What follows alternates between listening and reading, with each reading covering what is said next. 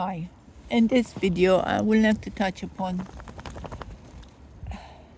dealing with dogs and when to intervene and when to let them be and let them deal with it themselves. We're doing that. I can thank you. This is particularly important because stepping in at the incorrect time, continuously stepping in at the incorrect time, can create issues for your dog. It can create anxiety issues, self-confidence issues, and simply being very timorous over the dogs. A professional always knows what sort of handler the dog has simply by looking at the handler, at the dog's behavior. So in a situation like this with this Akita, I've been working with this Akita for a long period of time, and very recently it started being comfortable with the pack. And normally, in a situation that you witnessed a few seconds earlier with a small dog, he would growl. This is, first off, we always have to find out what's behind the dog's behavior. We need to find out the reason behind the dog's behavior to best help them. If you do not find the reason behind the dog's behavior, then you might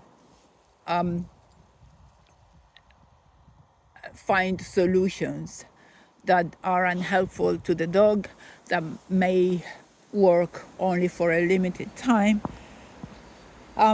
So for this particular dog is insecurity and his limited sociability. So that's the reason it took a long time for this particular dog to get used to being comfortable with other dogs. But now he's okay. He's doing a lot better. And he started joining us when we do enrichment activities. And this is all good. The way I did it is to simply go at the dog's pace. I never pushed this particular dog into doing anything. I always went by what he was saying at that particular moment. And now we have a good result. Would I intervene if he had been growling at the smaller dog? So I would have, because I know the Akita and I know that he would have started a fight. And the small dog is a very young dog coming from a family with limited dog knowledge. And he also needs a lot of enrichment activities to increase his self-confidence. So having a major fight with a much bigger dog, and a very vicious fight, I know, the Akita, would have really made life much harder for the smaller dog for a short period of time. Obviously with the necessary handling, he would have easily overcome it. But obviously we want to avoid any negative experience if we can. Because obviously afterwards, if the dog has a negative experience, we might have to deal with the issue and bring the dog back to being positive around the particular experience or situation. So intervening at the right time is is a must. When would I avoid intervening? So, the golden retriever, for instance, has very low self-confidence, and he's only now started to really come around and joining us in enrichment activities, which is excellent to see. I am so very pleased. And the border collie is very active, very exuberant, very sociable, and some time he has a go at the golden retriever for not joining his and so on. Or because he wants to play and the golden retriever is too fearful to play.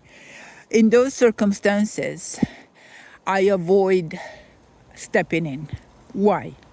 First off, because I look at both dogs' behavior. What are they telling me?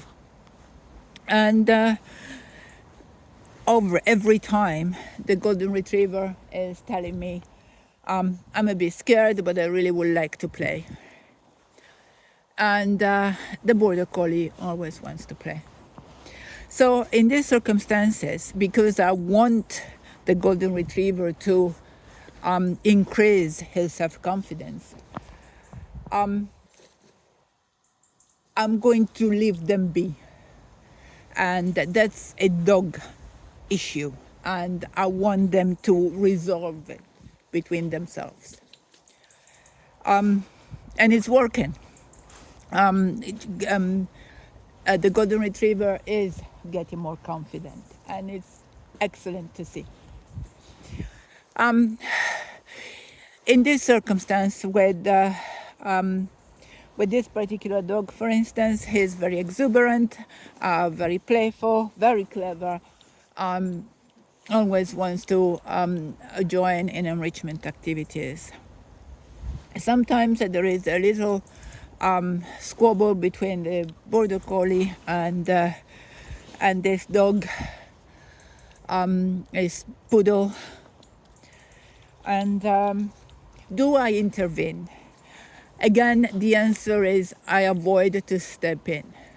The two dogs are simply telling me that they're dealing with it themselves. It's a dog matter.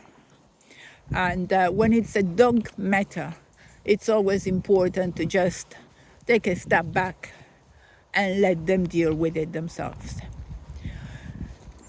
What would happen if I were to step in a dog matter, for instance?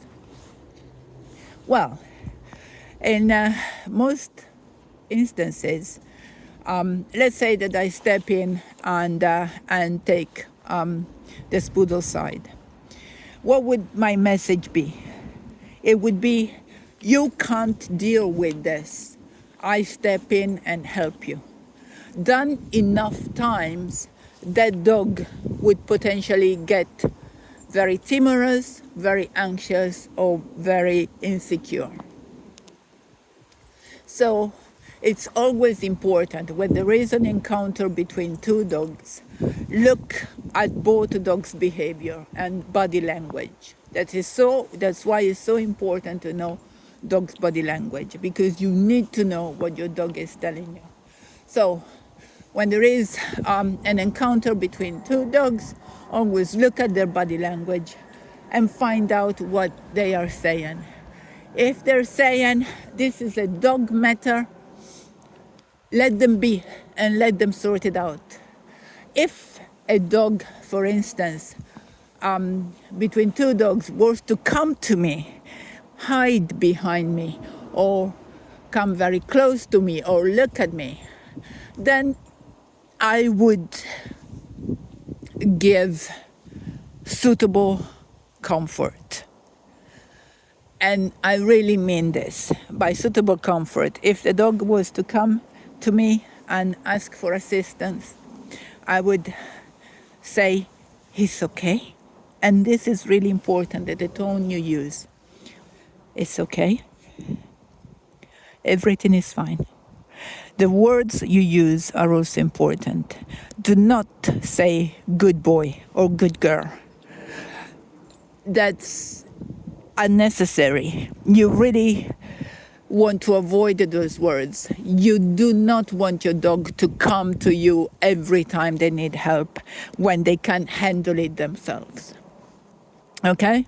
So if a dog comes to you because they need assistance, especially if they're young dogs, say, it's okay, everything is fine. Stand by them so they know, so your message is, if you need me, I'm here. Do not cuddle them. Do not touch them in any way. And let them learn. Let them learn.